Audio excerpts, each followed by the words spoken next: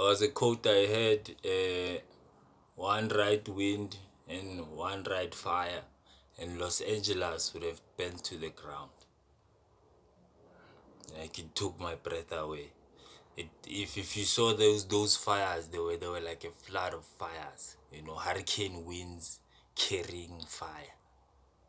So at least South Africa said no to offshore drilling when they were looking for oil everywhere they could find it. And then there's this thing called tannering. When they process oil, they burn out some chemicals, and in so doing, they lose about 10% of natural gas that they could capture. The Russian oil process is more expensive because of they capture that natural gas. When they are doing it there in the Mali, in the Congo, in the Uganda, they don't care. You lose 10% natural gas because you're African.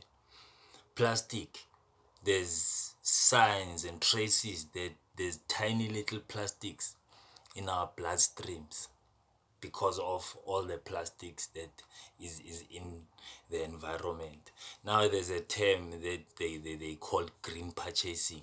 Because of you purchase the car that runs on electricity, that means your carbon footprint goes down, but not thinking about the killings that are happening in the Congo over that largest cobalt mine in the world.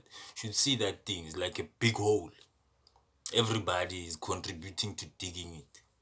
And understand, the 31%, 34% of every operation that takes place, 34% goes to the north, 1% comes to Africa. 1% of the 34 economic production created by every single product. It makes sense because of our weak currencies. Even in North Africa, compared to them, our currency is weak. Our people are weak.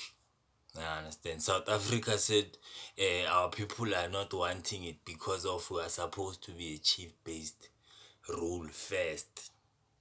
When those people have land and 15-year-olds, 14-year-olds, 13-year-olds are raped in their land, but there's no punishment. There's no banishment of the family because of we will not live with a predator.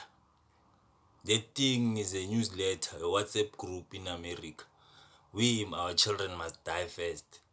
Our families must take some money because of they can buy some groceries, and then you must live with the torture of being raped.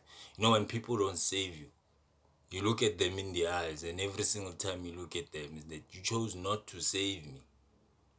And saving yourself is not easy. You don't become enlightened just because of you have a bunch of torches running around. I understand. You become enlightened because of you wake up in the fire. There's a drone that can fight fires. But in some countries, it's still you that must fight the fire. That drone is so advanced that it can push water and put air on top of that water, go into a building and then drain all the smoke out before all the firemen arrive. But it's not the number one thing to purchase because of you have a weak NPO. We have a police that still needs to be taught how to relate to people.